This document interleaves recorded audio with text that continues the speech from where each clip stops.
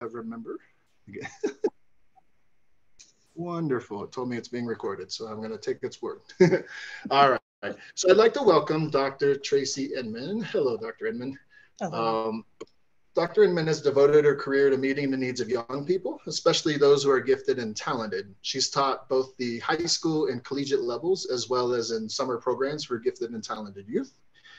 After a two-decade career as Associate Director of the Center for Gifted Studies in Western Kentucky University, Tracy is now a consultant in gifted education. She has presented on the state, national, and international levels, trained thousands of teachers in differentiation and gifted education, published multiple articles and books, including 4 Texas Association for Gifted and Talented Legacy Award winners. Well, excellent. And worked with thousands of parents. Tracy currently serves on the boards of the National Association for Gifted Children and the Association for the Gifted Board, a division of CEC, and is past president of her state gifted association and chair of her state's gifted foundation board. Her latest book focuses on best practices and the joy of working with gifted learners, educating the gifted, wisdom and insights for inspired teaching. So welcome, Dr. Inman. Thank you so much for being our premier guest on our first episode of season 4 of Conversations with CAGT. By all means, I'm sure everyone's tired of hearing me speak. Let's continue. Well, thank you for that warm welcome. And I don't know about you guys, but this is my absolute favorite time of year. It's so exciting as we get ready for the brand new school year. And when I think about it, it's such a time of possibility. Let me share my screen for you guys.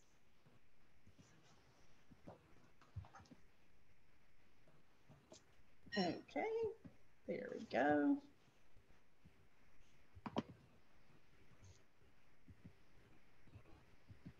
Sorry about this, clicking lots of buttons here.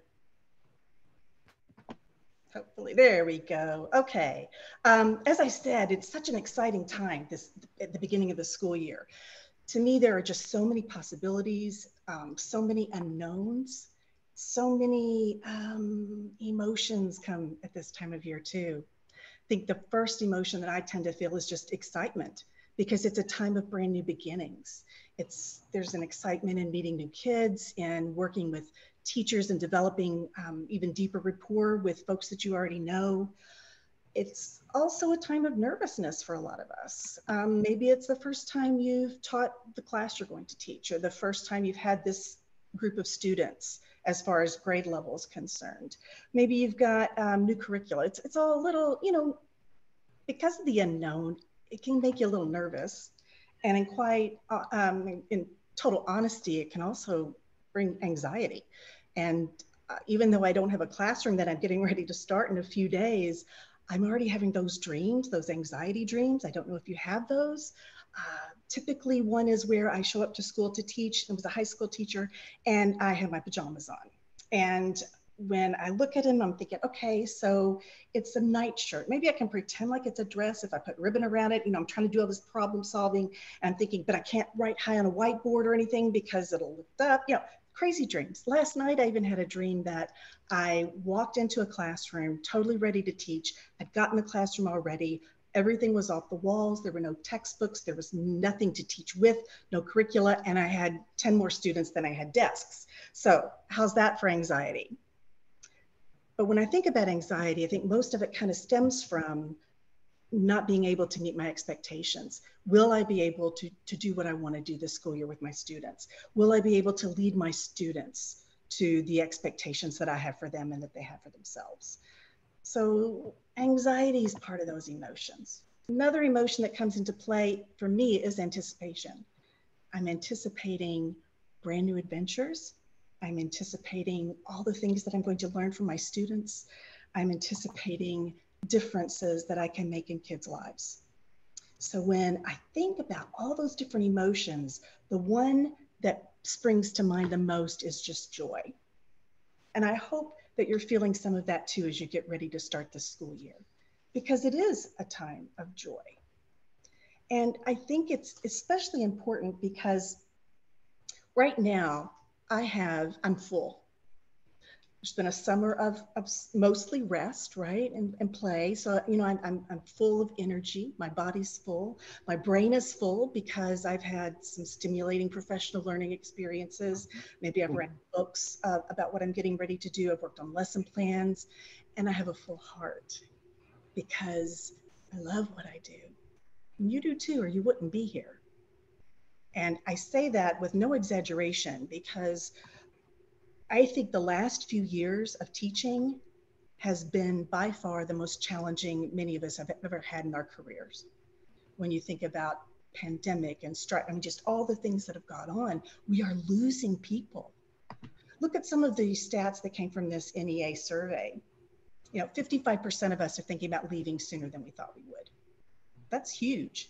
86% say that they know of folks who are leaving before they thought they would. And basically what that means is with folks leaving sooner than we thought, 80% of us have said that we have had to spend time doing more work obligations without more pay, covering for those who've left.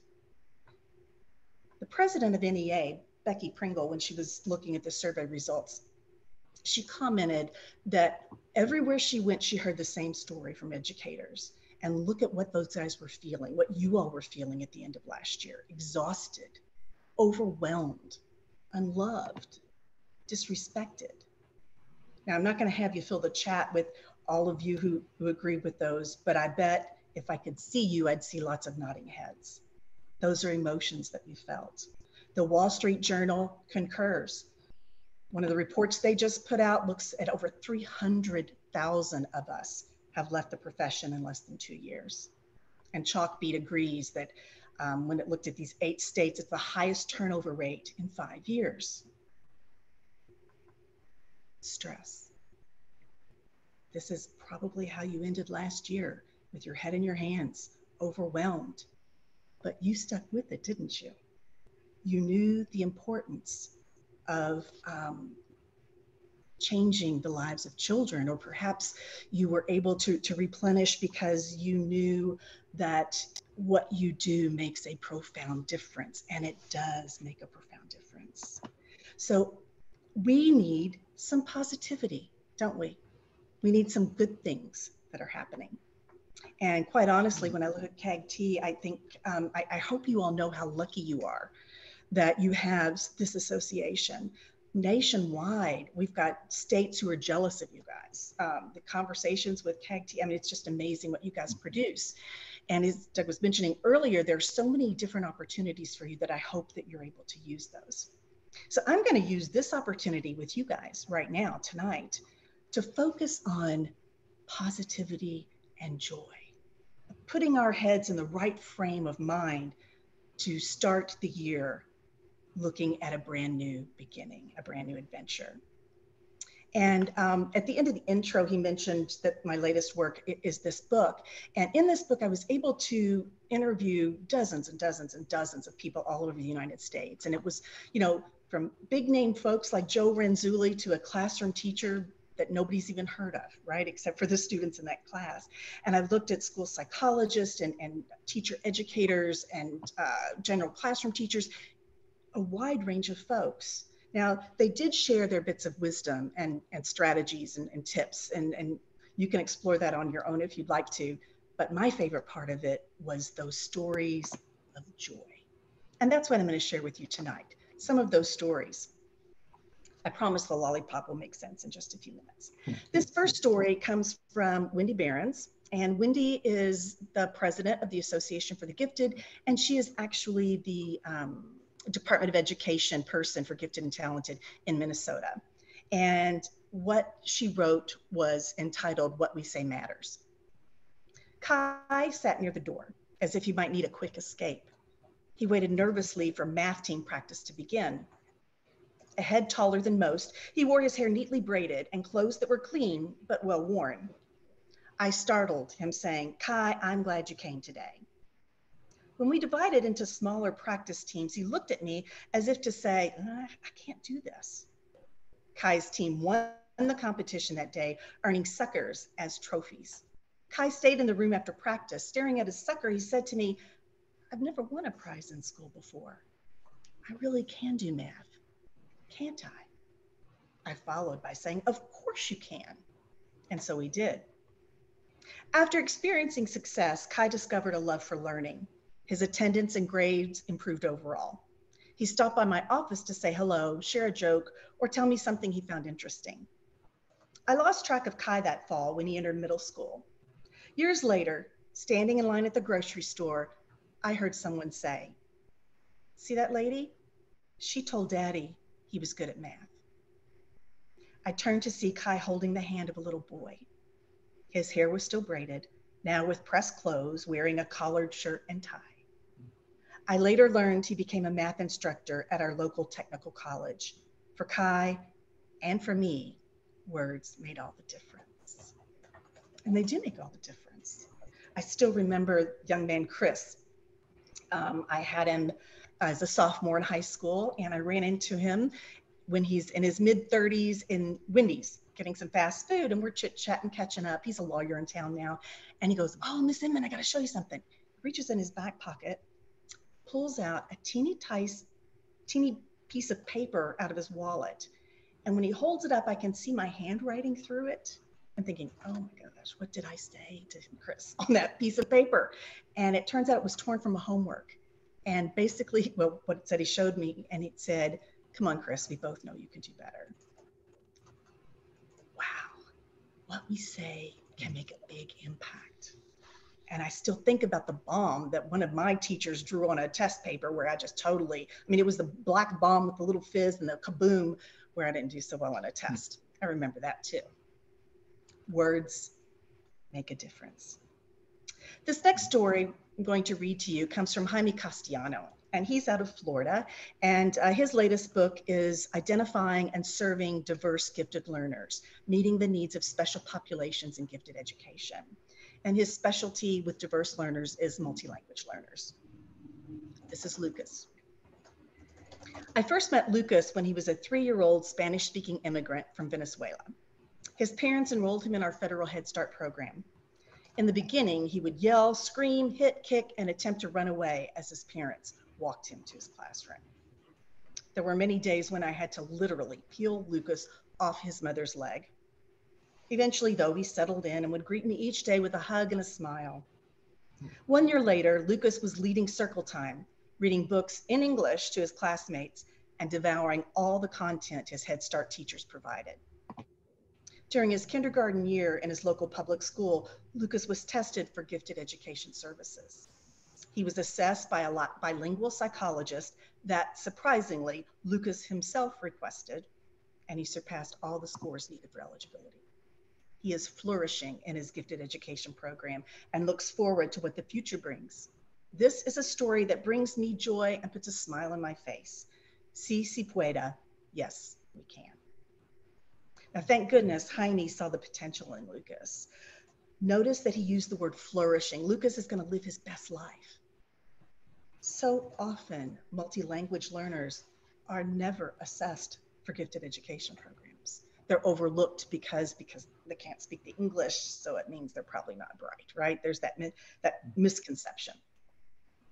This next story comes from Joy Lawson Davis, who wrote Empowering Underrepresented Gifted Students, Perspectives from the Field.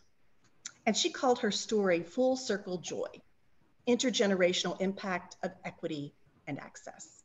And Joy wrote, "Just last fall, I conducted a parent workshop for one of our nation's premier institutions' talent development programs. During the question and answer segment at the end of the workshop, a parent spoke up and noted how excited he was to learn from my wisdom during this session, for he had known me for many years. First, as an at-risk student in a special enrichment program many years ago, and now as a parent.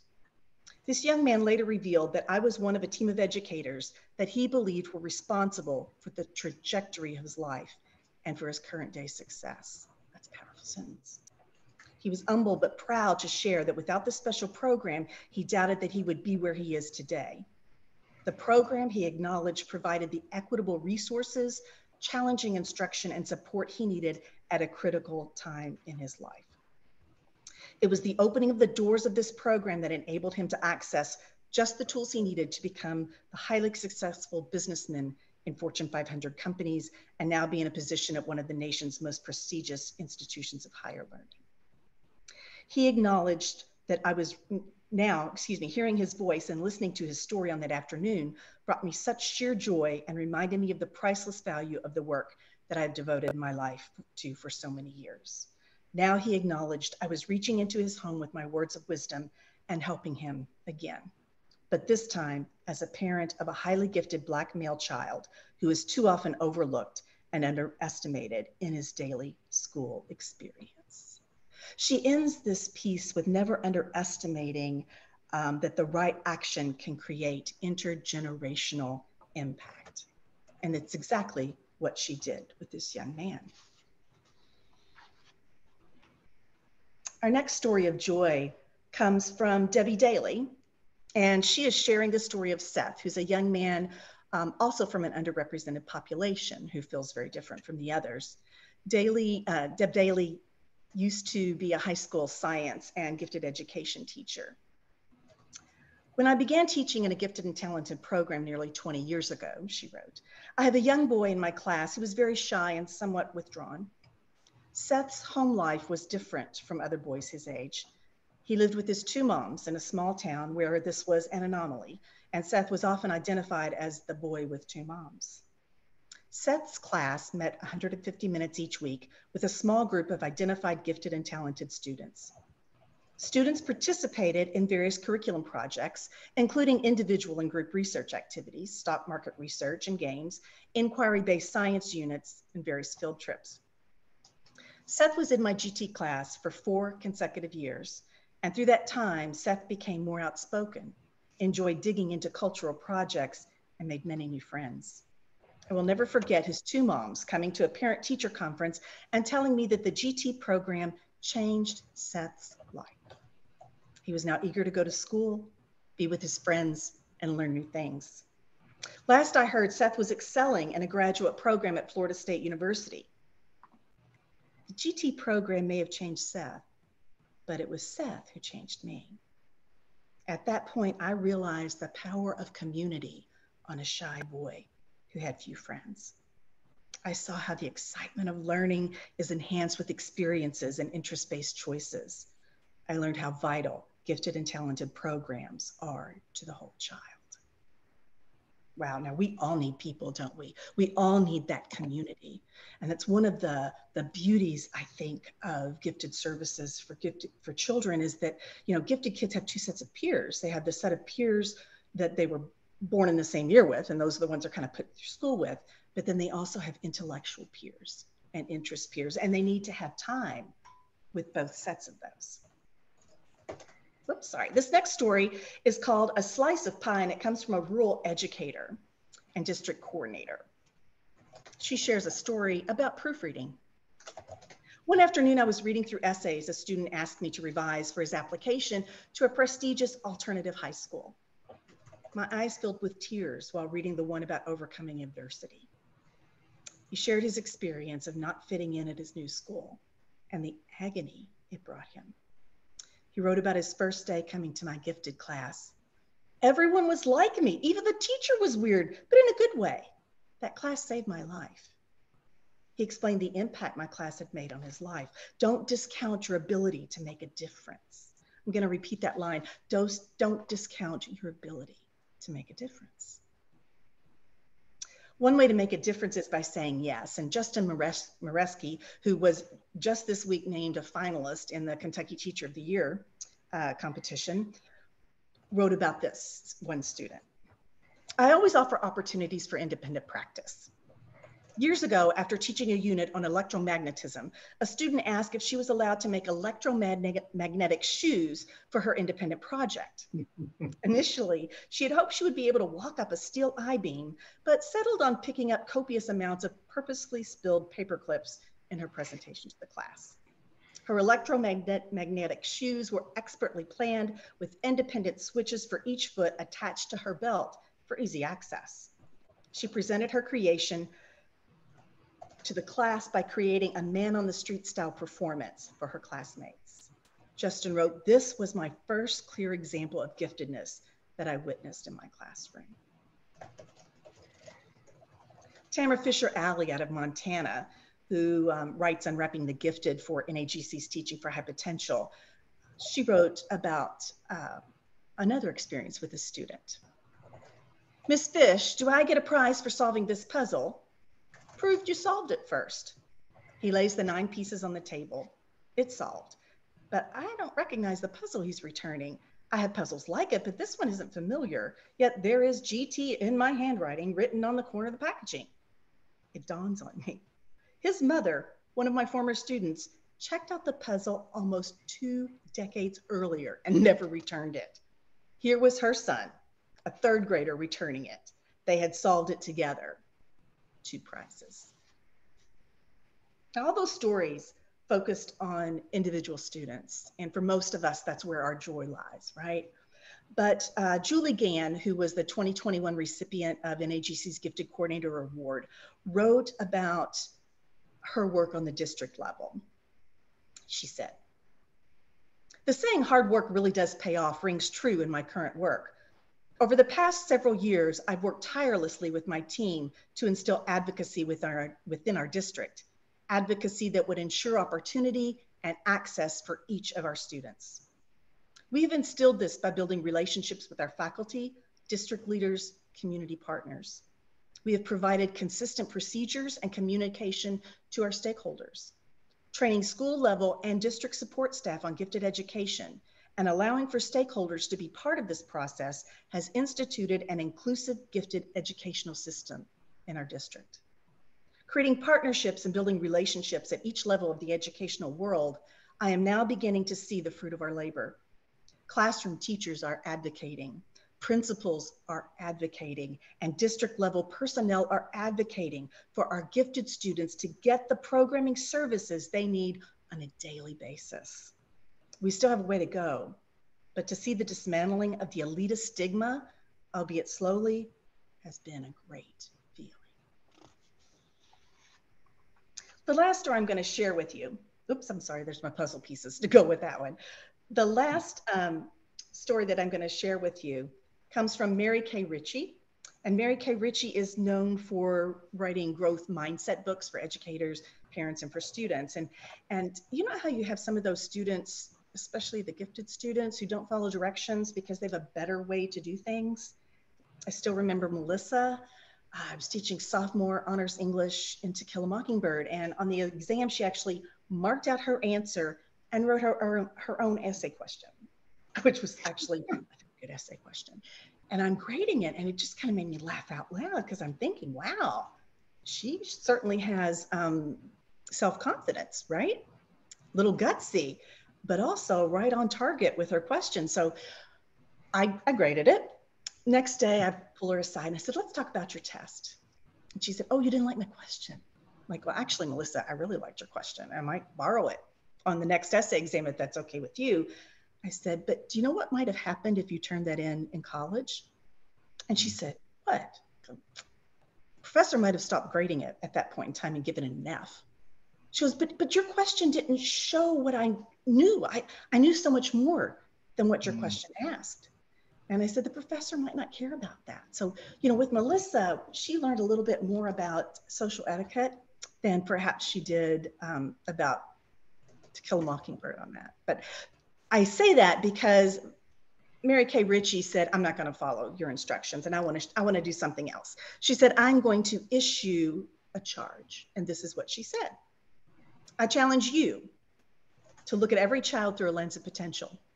Find the potential that a child holds within them instead of focusing on those things that get in the way.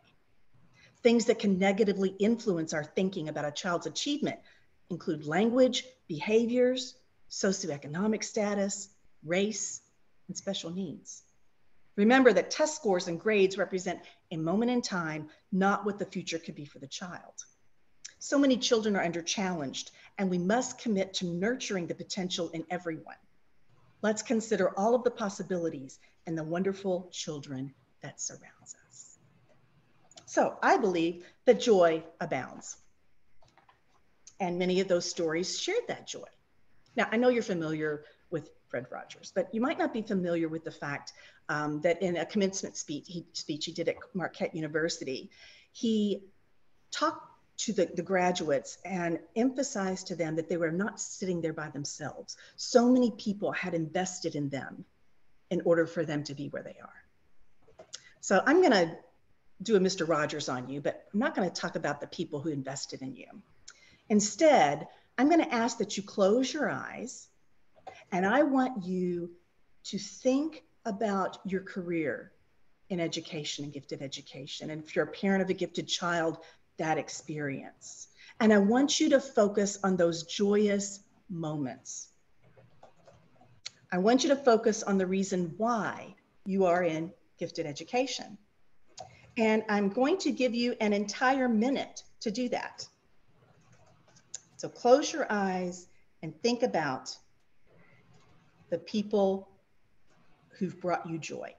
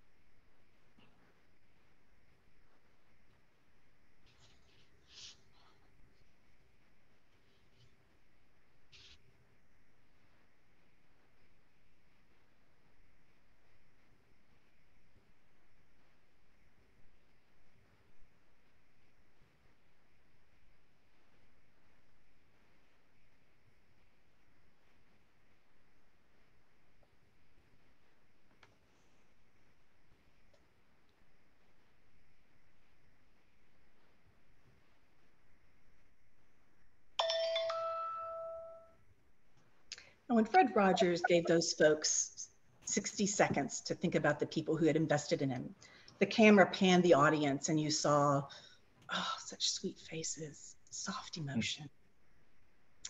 But we're behind a computer camera, so I can't see your faces, but I hope that you experience some of those emotions. I'm not going to pressure anyone by any means, but is there someone who would like to share their moment of joy or a memory that they had of a joyous time with these children or in the classroom?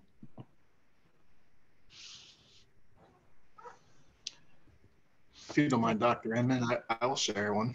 Oh, that would be wonderful. Thank you. This just happened today. I was meeting with a reading team at my district about what we can do.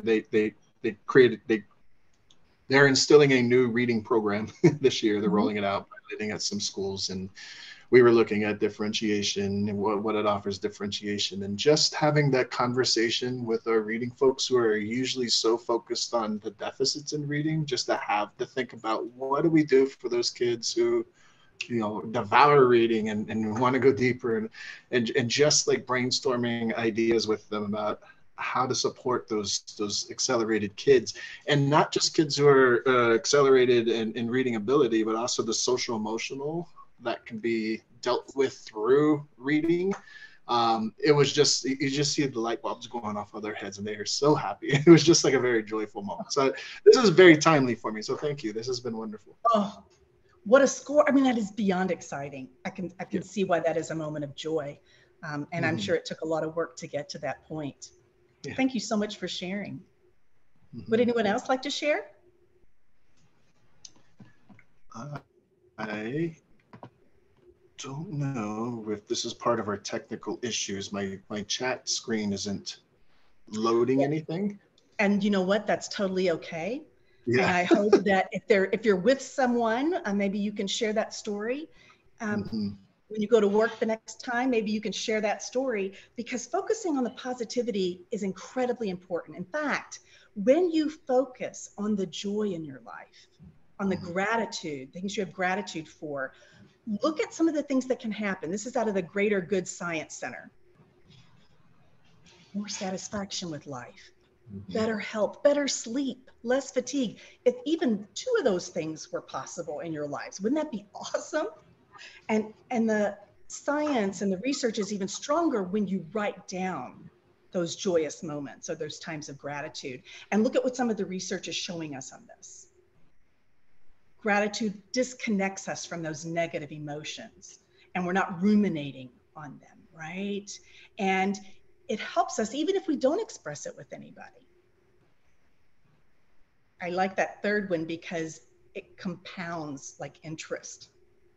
You're going to see more and more positive things. The more positive you pick out, the more and more positive you will see. And it actually trains your brain. Look at some of this brain research. It's amazing what gratitude can do. So what you have are, you're building more neural pathways to your bliss center. And this is going to enhance that dopamine and the serotonin, those feel good neurotransmitters, right? And it's going to reduce those stress hormones like cortisol, and it will foster even more positive thinking the more you do it. Now, I mean, to me, that is just so exciting. And I hope that as you begin this brand new school year, that you do it with joy in your heart, and that when you wake up in the morning or before you go to bed at night, you jot down, or at least you go through, what am I grateful for? What do I feel a joy about today? And that you're able to have dreams that reflect those joys and not those crazy nightmares like we have with the anxiety. I thank you so much for sharing one of your last summer evenings with me. And at this time, I would be very willing to take questions or to share anything else that you'd like to. Let me get to the screen where I'm gonna stop sharing here. Yeah, I've got another question for you. This topic, absolutely amazing. This is how we should always start the school year. It is so important for us to remember, because it's easy for us in gifted education and in other forms of education to really get focused on what's not working, but to think about the things that do work, and the you know, those moments of joy we have with kids, those light bulbs that go off, just so good. Like Jaime Castellano said, "Si se puede," yes we can. Well, I love it. Yes. Yes. I know it's amazing. So this is really truly, like, this is filling my bucket right now, and I'm speaking on behalf of our viewers too, as I know the needs of our audience, and I know they're feeling the love right now. I'm curious, when you were speaking about Joy Lawson Davis, about full circle joy and the equity focus, in your experience, what would be a good, joyful, culturally responsive approach to reach learners from underrepresented populations? A good, joyful. Let's go with the reading example that you just shared. And by the way, you know, you mentioned how that deficit thinking, so often we're focused on that, and now we're not thinking that way. Your folks aren't. It is so incredibly important for people to see themselves reflected in what they are learning.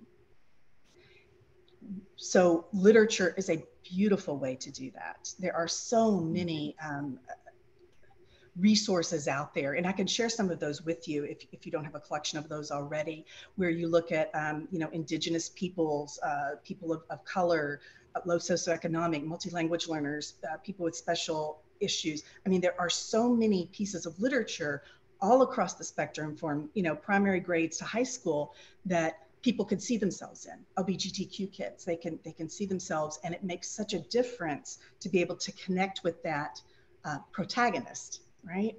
And so I think that is perhaps one of the easier ways to incorporate, is to make sure you're pulling in lots of folks into your discussions in history and you know, in social studies and in science, and you're looking at contributors from all across the United States population.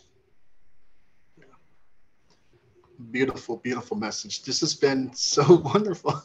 I took copious notes. Like I couldn't stop taking notes. It's been fantastic.